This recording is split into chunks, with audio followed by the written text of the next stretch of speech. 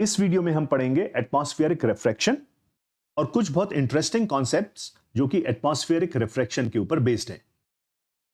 Atmospheric refraction क्या होता है? ये बहुत सिंपल है। जब भी कोई लाइट अर्थ के एटमॉस्फेयर से निकलती है या उसमें से गुजरती है तो वो रिफ्रैक्ट हो जाती है। और वो क्यों रिफ्रैक्ट होती है? क्योंकि अर्थ के एटमॉस्फेयर में वेरिंग ऑप्टिकल डेंसिटीज मिलती हैं। ये क्या होता है इसको अभी समझते हैं। अगर हम एटमॉस्फेयर को अलग अलग लेयर्स में बांट दें, यानी वो लेयर्स जो अर्थ की सरफेस के बहुत पास में हैं और वो लेयर्स जो अर्थ से बहुत ऊपर जाने के बाद में हैं, तो इन सब लेयर्स में टेम्परेचर और प्रेशर की कंडीशंस बदलती रहती हैं और इसी वजह से इन सब लेयर्स की ऑप्टिकल डेंसिटीज भी अलग अलग होती हैं। और क्योंकि अलग अलग ऑप्टिकल डेंसिटीज होती हैं, तो जब भी कोई लाइट रे एटमॉस्फेयर से निकलेगी तो वो इन लेयर्स से डिफरेंट एंगल्स पे रिफ्रैक्ट हो जाएगी।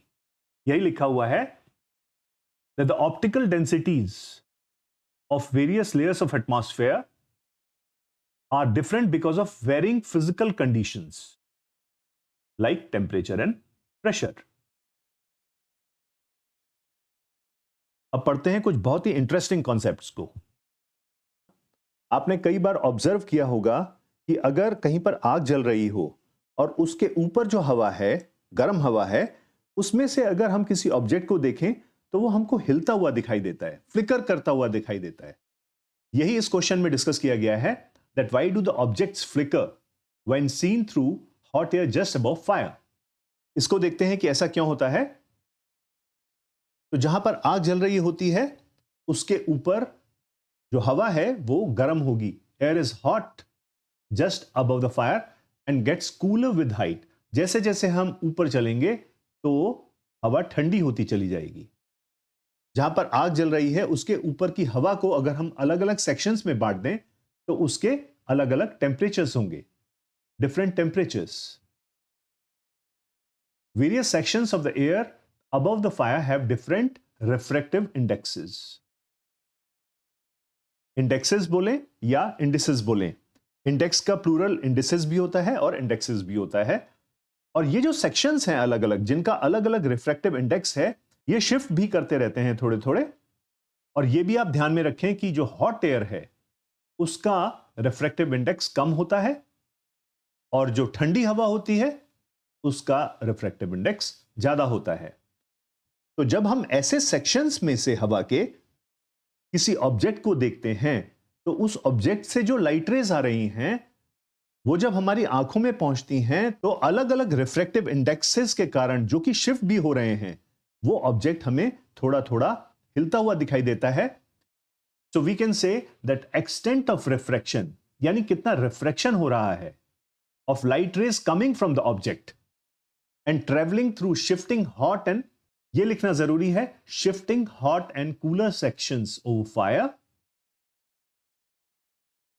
यानी एक्सटेंट ऑफ रिफ्रैक्शन चेंज होता रहता है इन अलग अलग सेक्शंस के कारण, जिनका रिफ्रैक्टिव इंडेक्स वेरी करता रहता है और शिफ्ट भी होता रहता है।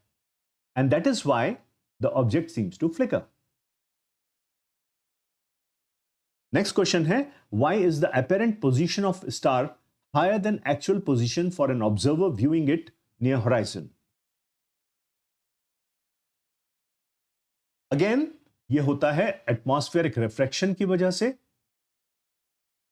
अगर हम इस डायग्राम को देखें तो जो स्टार की पोजीशन है वो है ये।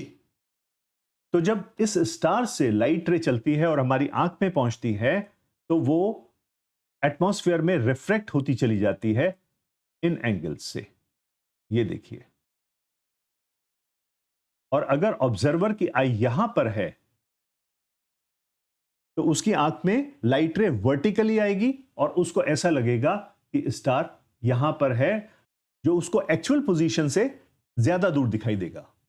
यही लिखा है, when a ray of light from a star enters into earth's atmosphere it goes on bending towards normal due to increasing optical densities of the atmosphere till it reaches observer's eye. लेकिन एक observer के लिए light हमेशा straight line में travel करती है, इसीलिए उसको स्टार एकदम अपने ऊपर वर्टिकली दिखाई देता है, जो कि ये पोजीशन है। And that is why apparent position of star seems higher when viewed near horizon. पर यह जरूर ध्यान रखें कि ऐसा होराइजन के पास में होता है। अगर हम किसी स्टार को होराइजन की तरफ देखेंगे तब वो हमें अर्थ से बहुत दूर दिखाई देगा। चलिए चलते हैं नेक्स्ट क्वेश्चन।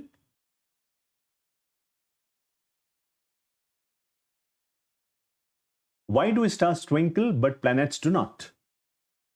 यह बात शायद आपको पता होगी कि जो स्टार्स होते हैं वो प्लैनेट्स के मुकाबले अर्थ से बहुत दूर होते हैं। They are at much greater distance than planets.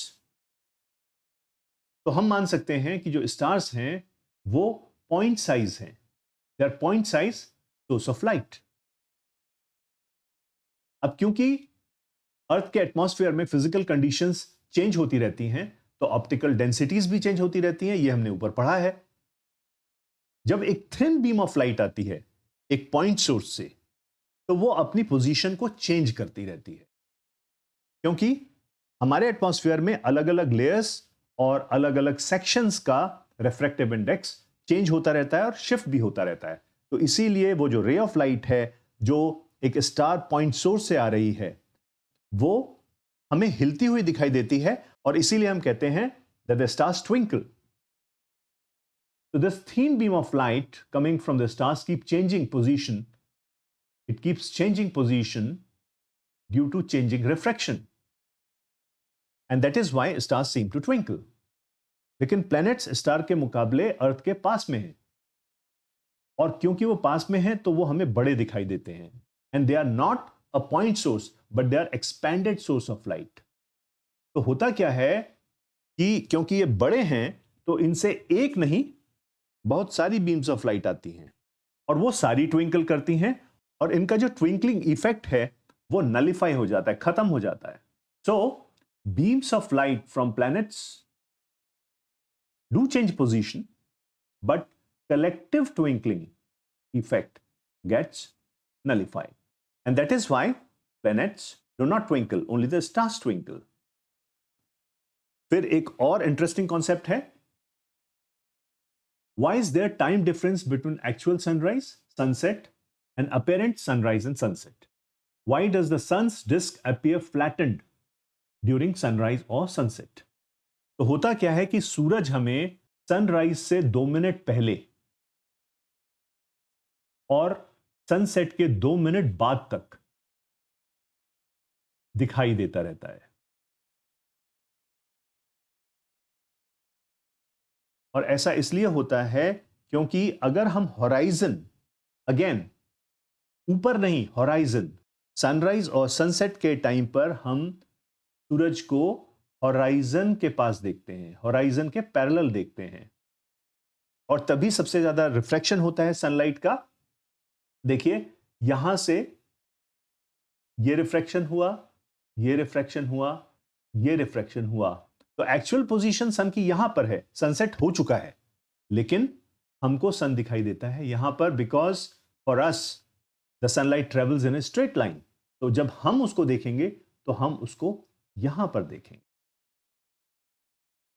और इसीलिए हमको सनसेट होने के 2 मिनट बाद तक भी सूरज दिखाई देता रहता है, और यही पोजीशन होती है सनराइज के टाइम पर। अब सन की डिस्क हमें फ्लैटेंड क्यों नजर आती है?